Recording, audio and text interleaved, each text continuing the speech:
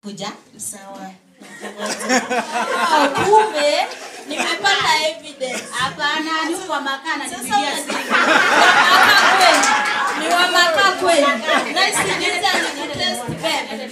Sinijuza nikutest babe. Ni huyu customer wetu wa maka. Sasa maka uko na maka kwa nyoyo. Una maka. Acha nenda nikuone. Nimekuzoea, enda. Hiyo ni ya kweli. Enda. Na ukuje rent na kungoja. Karibu. Karibu mume wangu. Kwani hata bibi yako hakukuona vile umetoka? Na wachana na bibi. Wewe ndio bibi. Nilikwambia huyu mama na amezaa watoto wengi 7. Hakoja kwa nyumba na sali hapa niko na fresh ya asante.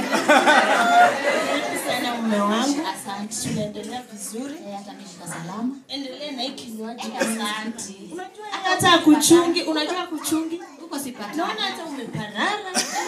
Hata anakujali kweli. Wewe utanichunga vizuri. Afadhali. Asante. Asante, karibu. Asante.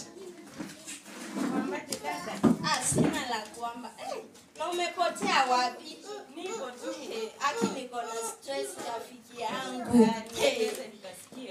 Mume wangu ananisumbua.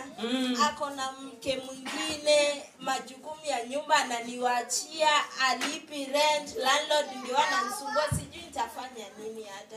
Nafikiria nimwache hata. Dada, sasa mimi cha kukueleza ni kukuambia wachana na huyo mume. Cha kufanya endelea maisha yako, wachana na maisha ya mume. Mume asikutatize. Kwa maana hata mimi alikuwa ananisumbua nikamwacha. Dada, mimi naweza kueleza hivyo. Si ndio nakuona uko smart, hata wanaume ni stress. Nakwambia.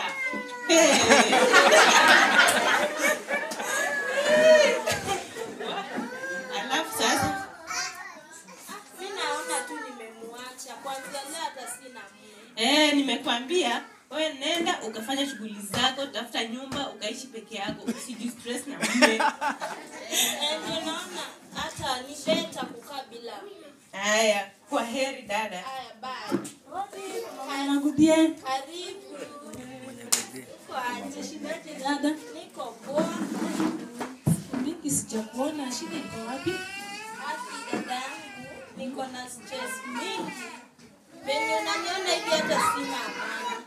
Mume wangu ametoka ameenda kwa wanawake wake. Mimi ameniachia majukumu.